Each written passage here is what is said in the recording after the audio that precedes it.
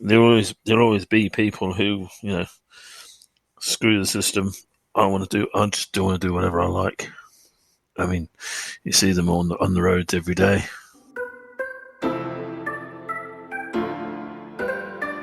So I was skimming through YouTube the other day. I don't usually have a whole lot of time for YouTube-style escapism, but I don't know. Thought I'd check out Casey's last video from the New York studio. It's kind of like the end of an era, right?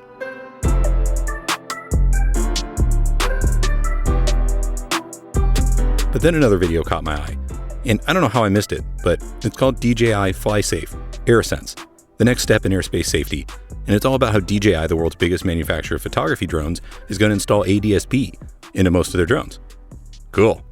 Now, if you're a fan of drones, or YouTube, or Casey, well, then you're probably a fan of all three. They seem to go together for some reason. But if you're a pilot, then probably not so much. And as a matter of fact, it kind of seems like just about any time the subject of drones comes up in my air traffic or my pilot circles, people just roll their eyes and then they start quoting all those sensational headlines about, the one where that drone hit a plane. Or do you see that video someone put up on YouTube where they fly their drone right down the runway at some big airport? Whatever. We all get upset. It's kind of frustrating, but I don't know. I get it. The idea that anybody, including children, can just be given the controller to a flying machine and just operate it with little or no training is scary stuff. Like really scary stuff. But at the same time, I think that technology is probably at a point that we could also restrict unsafe operations too, right? Like why can't we just geofence around an airport so the drone will just stop before it flies too close or too high or whatever? And believe it or not, DJI seems to actually be thinking about this stuff too. And one thing I was really happy to find out was that their VP of Policy and Legal Affairs was or is a model airplane enthusiast. And he's got a long history back to the 90s. And so he thinks and he worries about many of the same things that you and I do. Which brings us back to the video. It seems like DJI is putting ADS-B into most of their drones. And I was a little surprised to hear that, but in a good way. And even the former administrator of the FAA, Michael Huerta, he's on the video talking all about how the technology is going to help keep everything safe as this inevitable integration takes place. But the video isn't really enough for me, though. So I emailed DJI directly, and I got in touch with a couple of guys there. Adam Wisberg was the first one. He was really helpful, and he got me in touch with the guy in the video himself. We had a great talk, and I'm now really proud to bring you said talk with DJI's VP of Policy and Legal Affairs, Brendan Schulman.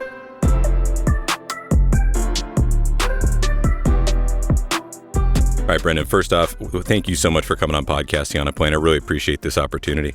Oh, thank you for having me. Cool. So, everybody knows that DJI is no joke when it comes to photography equipment, drones, gimbals, things like that, particularly drones, though, because anybody who's ever watched a Casey Neistat video knows what a Mavic Pro is, right? You're the VP of Policy and Legal Affairs for a company like that.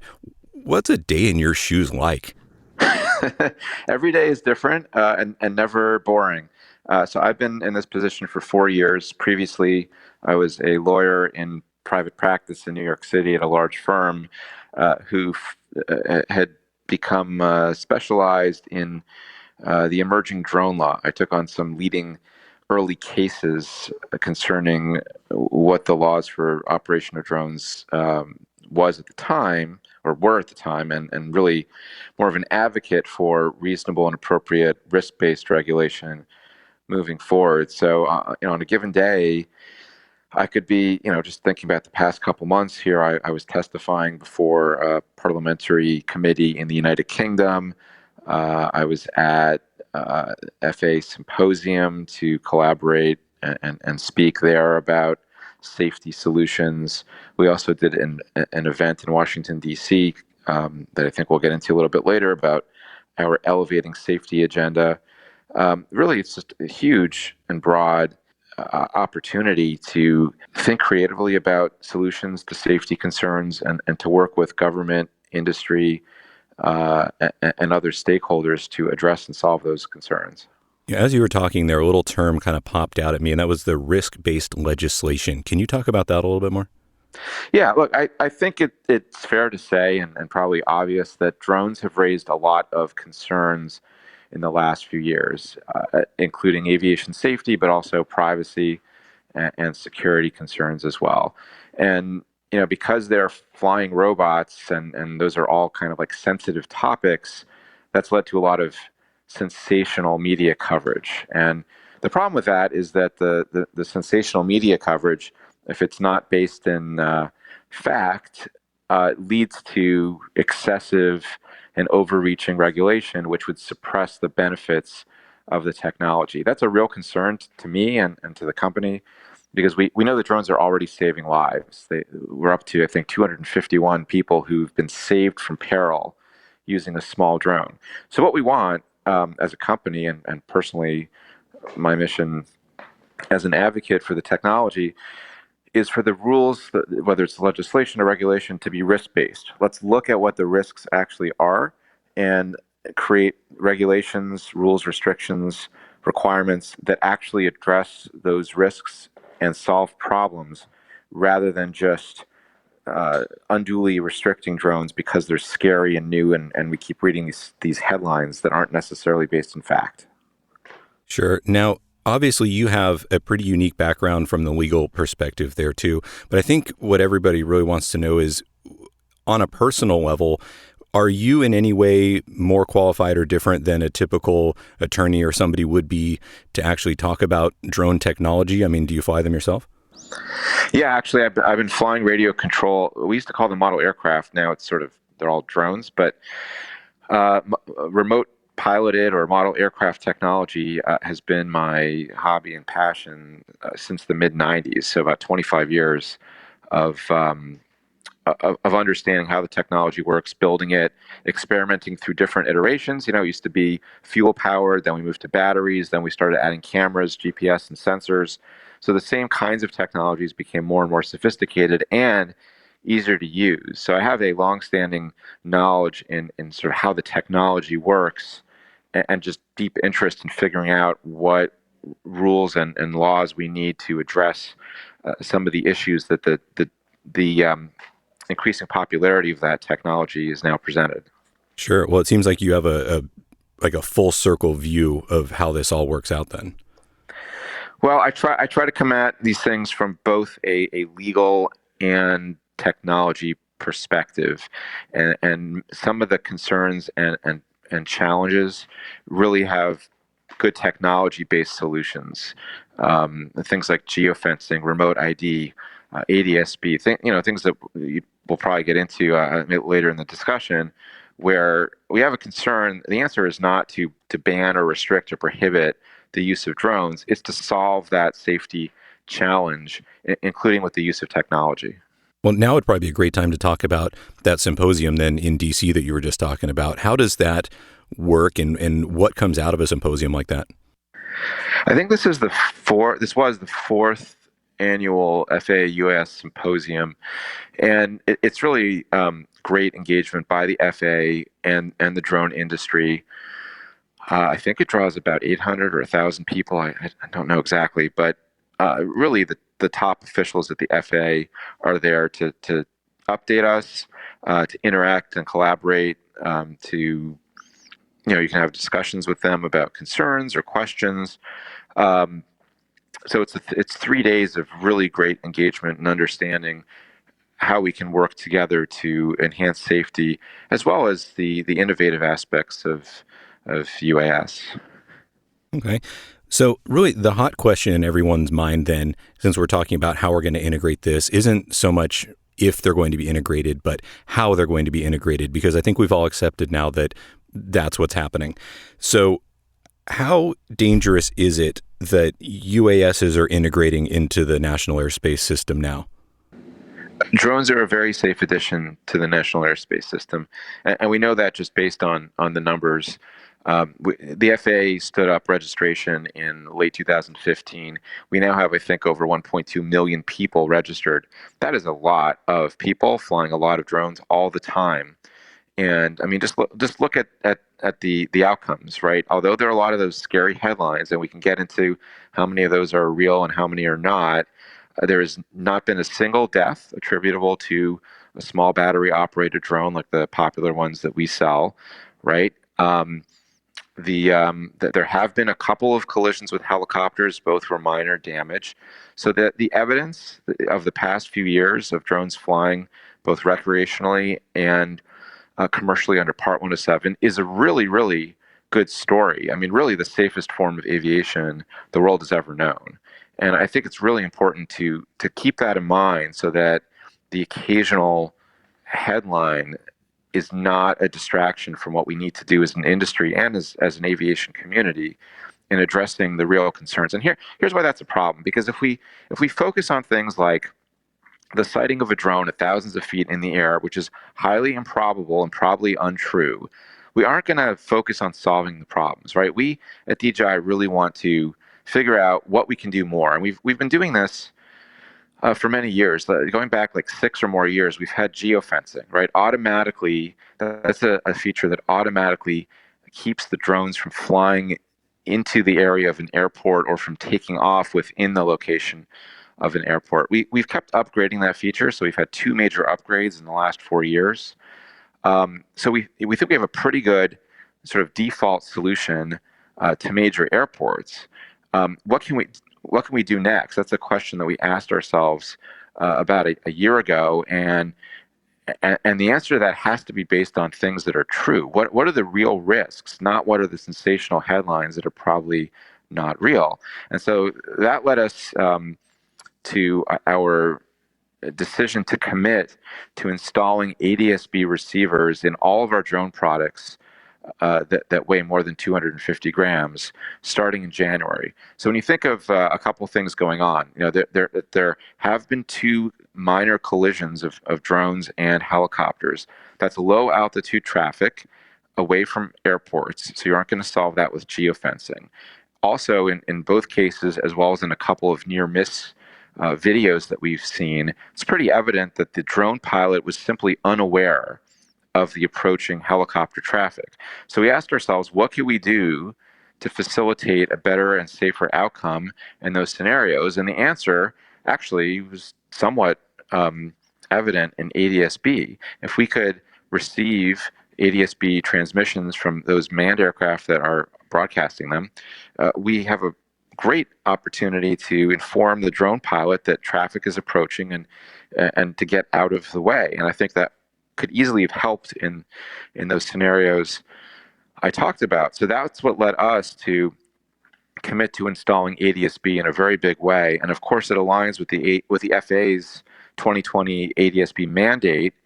So we're going to have even more aircraft, manned aircraft, passenger aircraft, transmitting ADS-B out, and therefore the solution works even better on the drone side in receiving those signals and helping the drone pilots stay clear of traffic.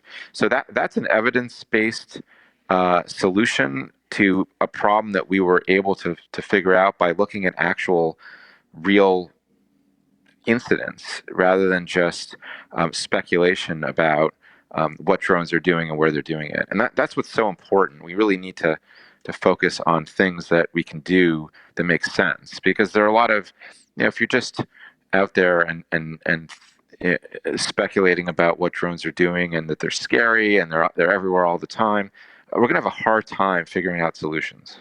I agree. Now, I've seen a really cool video that you guys at DJI made in collaboration with the FAA that was really what introduced the AirSense technology that you were just speaking about.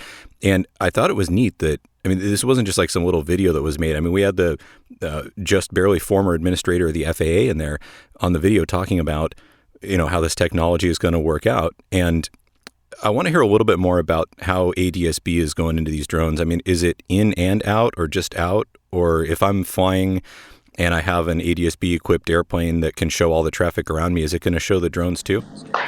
No, it's just ADS-B in. And the reason for that is we've consulted with the FAA, and they'll tell you that they do not want ADS-B being transmitted out from the drones for a few reasons. First of all, it would be a distraction to the traditional aircraft, the manned aircraft pilots, to see all that drone traffic far below their altitude. Number 2, it would saturate the spectrum. ADS-B was not designed to handle lots and lots of aircraft, as you might end up having with drones in a few years from now. So it's sort of too much traffic from a spectrum, a radio spectrum point of view, and a pilot distraction point of view. And I've also heard there aren't enough hex codes. So there are technical limitations, and then there are human factors that would argue against equipping any transmission from drones at scale. You might have a use for that in a specific environment, but not in terms of our broad sort of product distribution approach to UAS. So as a result, it's just the ADS-B receiver, making the drone pilot aware of approaching traffic, both on the map.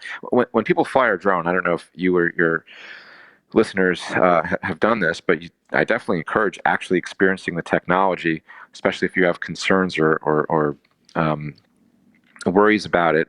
So when you fly, you have a ground control station app. It's called DJI Go.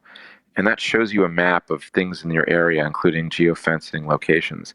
What we've done is we're overlaying the ADS-B traffic onto that map. And then if the aircraft that's detected by ADS-B, which by the way we call AirSense, so if our AirSense ADS-B feature detects an aircraft approaching in a way that seems like it might pose a collision hazard, it's going to start alerting the pilot. It's going to make sounds. It's going to buzz the controller to help get that pilot get the drone out of the way before the manned aircraft is close enough to pose an imminent collision risk.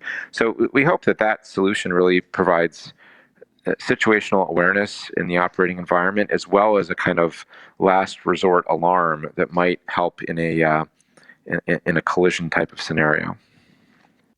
All right. So as a leader in the drone industry, then, what is it like being in that position and working with the FAA and the rest of the industry in integrating UASs into the NAS? I think we have a very privileged and special position.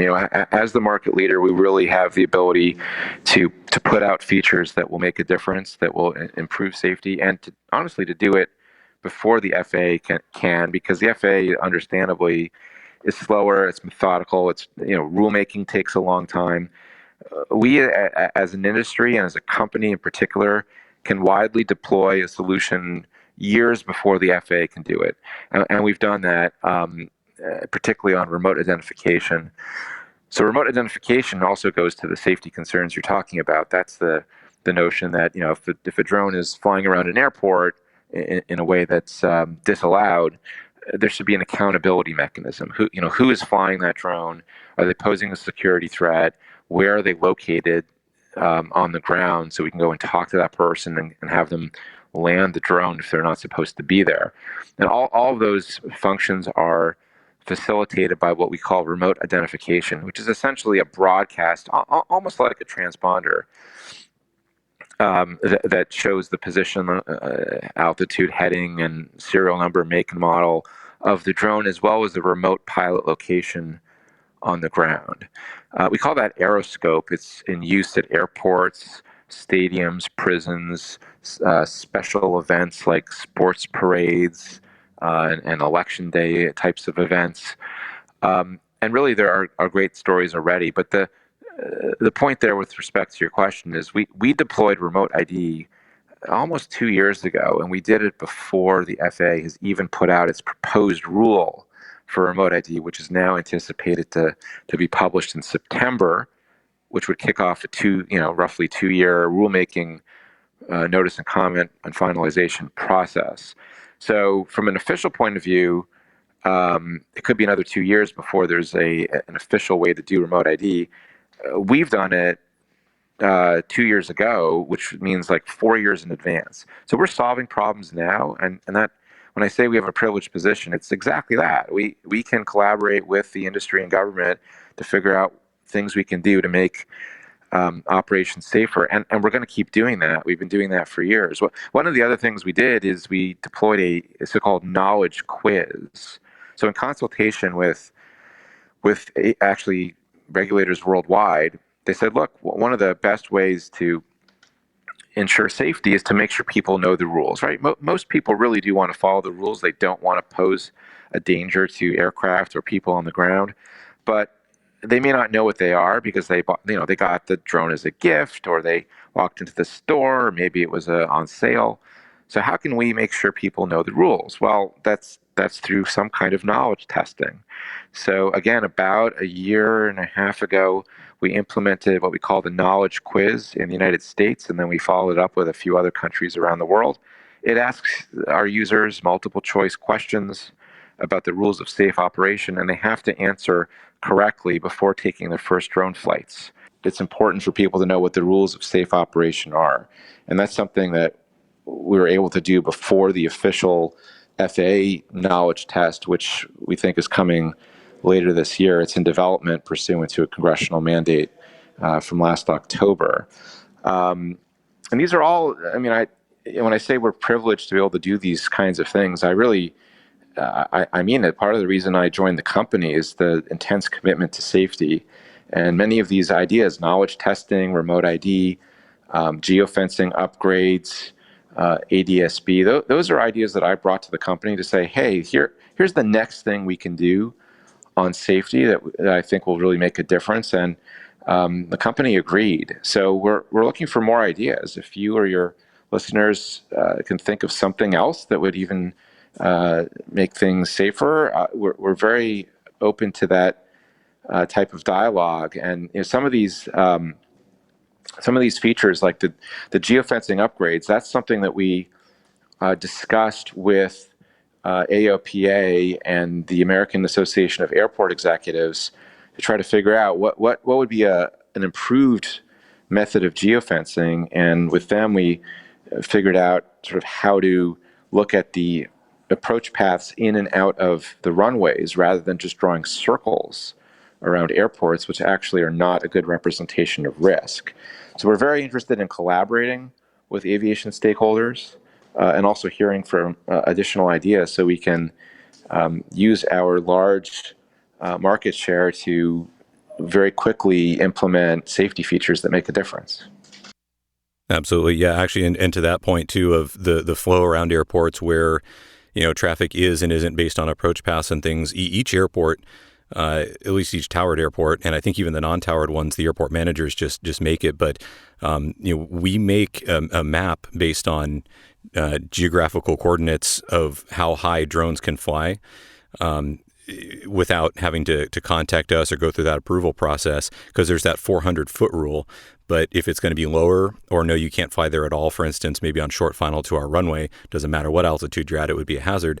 We had to make a map like by hand of where you can and can't do that. And I actually got to be on the collaborative team that made that one for our airport.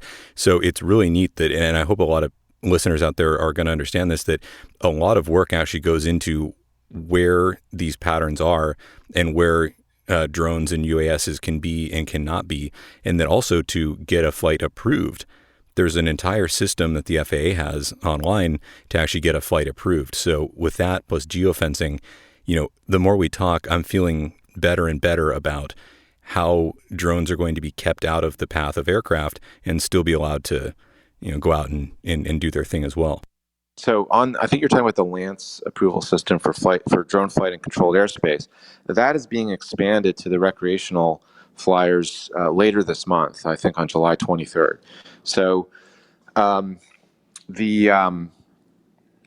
previously the legal requirement was to notify any airport and that you're flying near within 5 miles. That really didn't make sense. So now we have a much more risk-based approach. It's going to bring in the rest of the operating community. We do also have, our company has the sort of geofencing on top of that, which in the highest risk locations automatically prevents the flight or makes you take additional steps before flying.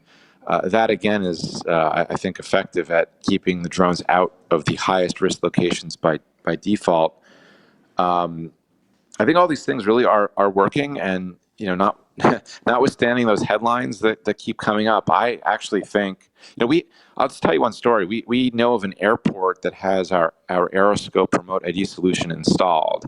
And they, over the course of, I think, a few months, they tracked tens of thousands of flights and only of drones near the major airport. Only 2 of those flights, they told us, only 2 actually posed a safety concern for them. I thought that was pretty good news. But you're never going to read that in the newspaper because, a headline that says, drones are safe, don't worry, it's just not going to sell newspapers. So really important to get that data and understand where the risk is, and also to appreciate that FA and industry have already implemented solutions that really do address the major risks. All right, well, I have just one last question for you then, and it's, how do you envision the future of drones in our lives?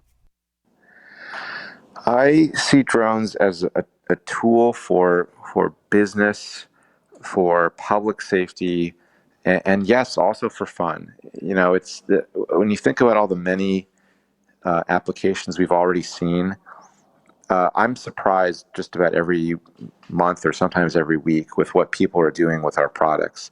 So one research institute, for example, is using drones to collect whale snot, like to actually fly out. What they do is they fly the drone right above the whale and collect the spray from the whale when it sort of does its blows its water out and and mucus and snot, and they collect that, and they can analyze the sample for the health of the whale, gender, pregnancy, nutrition.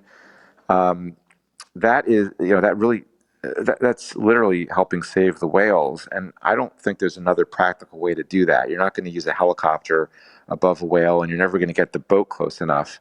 So there's an unexpected application for a drone that's just amazing. So to me, the greatest thing about drones is we don't know the answer to that question, right? We can kind of foresee, okay, agriculture, inspection, aerial photography, all those things are both useful and fun. And one of my favorite applications, of course, is search and rescue. Having that aerial view to go out there and find missing people, rescue them from floods and fires. We already have hundreds of stories like that. But maybe they're obvious, right? That's just the aerial perspective. But what can you do with a remotely controlled flying robot? The possibilities are endless, and that's really the promise of the technology, is that we don't know what our customers are going to invent, but we're really excited to see what happens. Yeah, well, I really appreciate you putting that perspective on it, because I know a lot of people, when they think about this, they just envision that opening scene of Terminator 2 and think that that's what drones are going to do. But no, that is not why we. Our technology is being used for so much good around the world, and I really wish that story were told more often. The number of lives saved, the people who've been rescued, also just keeping people safe. The number of people who have to climb up cell phone towers just to take a picture and do the inspection. I mean, there are deaths every single year of workers falling off of structures just because they're trying to take a picture. We can make that job so much safer and by the way, more efficient, just by flying the camera up there instead of putting the person up there.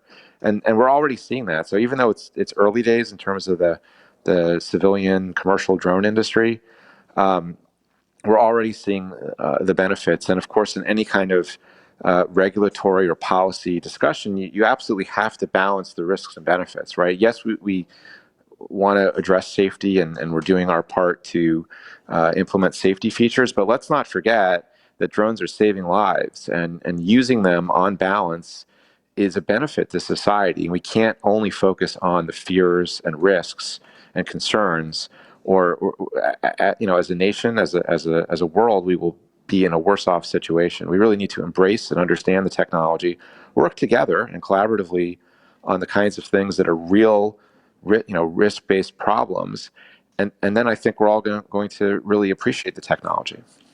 All right, Brendan. Well, I can't wait to see what DJI has coming in the future. Thank you so much for coming on the show. Oh, thank you. Appreciate it. Well, I don't know about you, but after that, I actually feel a lot better. The problem is, though, that I can't really say the same for the attitude of all drone companies. I mean, sure, their pockets aren't all as deep as DJI's, but at the end of the day, what matters is that drones don't tangle with airplanes. And also, that drones aren't used for all kinds of other badness either. And we've got to be getting to the point where the technology to prevent the misuse of drones is going to trickle down to even the smaller manufacturers too, right? Well, just in time to get into this episode, show patron Glenn Towler sent in some comments. Let's check out what he has to say. Hi, Brandon. It's Glenn here from New Zealand. Just thought I'd sent some more feedback about this idea of integrating DJI drones into the air traffic control system. Well, I know that Airbus are working on a traffic control system, so I did do an interview with them at Oshkosh for the Flying in Life podcast. Yeah, it's interesting. I suppose it's going to happen eventually.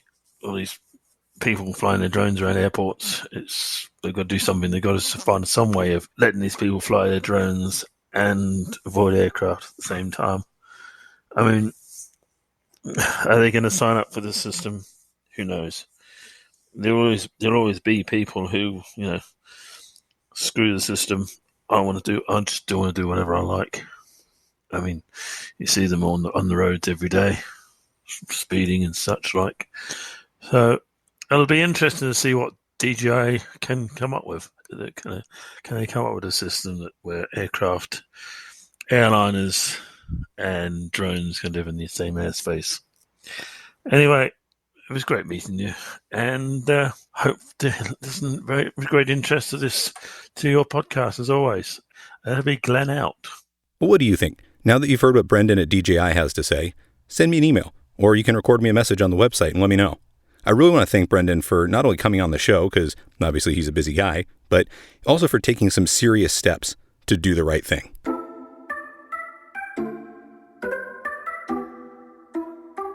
All right, now it's time for my favorite part of the show, sharing what's up in the community. First, I got a really nice update from Haley Dennis. She's been a long-time listener of the show, and she actually works at the FAA Academy in Oklahoma City. And she says, "Hey BG, I hope all's well. I've been working at the Academy for the past 2 months, and I just thought I'd give you an update on everything going on here. The FAA has decided to cut class sizes to 9 students in hopes that with more one-on-one time with instructors, the pass rates will get better. I'm still waiting on a class date, but I thought I'd keep you updated because I know the outside world doesn't always know what happens here. If you have any more questions, let me know. I'm so grateful for all the knowledge I've learned on podcasting on a plane." Well, Haley, you are welcome, and thank you so much for this information. And I'm sure a lot of people out there are going to have some questions for you too. I'm going to tread really lightly here with my comments, but what she's alluding to explain is that it's pretty rare for everyone in your class to graduate when you're in air traffic training in Oklahoma. And that's putting it lightly. And I think how almost half of my class didn't make it. And that's a huge bummer to me, because if you ask me, yeah, probably 3 of them were weeded out correctly, but the other 4 or 5, I think they would have made great controllers, and maybe even more importantly, great coworkers too. And as I'm currently training our new Academy grad on ground and flight data at the facility, I found that he's had a similar experience just recently. And of course, that's not to badmouth anything or to criticize. I think that when the washout rates are that high, something's up, and it probably warrants attention. And I'm glad to hear that smaller class sizes are going to happen. I think that might actually be the ticket. Anyway, thanks again, Haley, and I hope you get a class date soon. Keep us posted. I also got a really nice message on Instagram from Robbie Willis. He says, "Good afternoon, sir. Just started listening to your show, and I absolutely love it. I used some of your tips with shorting my transmissions with ATC. I think it was appreciated while transitioning through Prescott's busy airspace to Sedona. Anyway, keep up the great work. Sincerely, Robbie, Molly, Piper, and Maverick." Yep, those are my kids' names. Robbie, that is awesome. I love it. And thanks for listening. We're glad to have you here, man. We don't have any new patrons since the last episode, but I always want to thank our larger supporters whenever I can. So a huge shout out and thank you to Paula and Vince, Brian Juarez, the photo mission pilot, Jeff at Empower UAV, Ted Crossan, the airline pilot guy himself, Captain Jeff, Joe Godfrey, Thomas Qualwasser, and of course, Jamie Plune. If you're getting value out of the podcast and you want to become a supporter and you want to have your name read on the show too, well, click on the link in the show notes to be taken straight to Patreon. And there you can make a recurring donation via credit card or PayPal or whatever. Or if a one-time thing is more your style, well, there's a PayPal link there too. And on the website, which of course is podcastingonaplane.com. I want to give a special thank you one last time to Brendan Schulman and Adam Wisberg at DJI for their efforts in putting this interview together. Also to patron Glenn Towler for your comments. To Robbie Willis for sharing his story. There's going to be a good one coming up soon with him as well. And everybody else who consistently shares their experiences with me on social media and through email. I appreciate you all. Today's show music is produced by Dama Beats, and that's all for now. Your frequency change is approved until next time, and report back on this frequency for the next episode. Good day.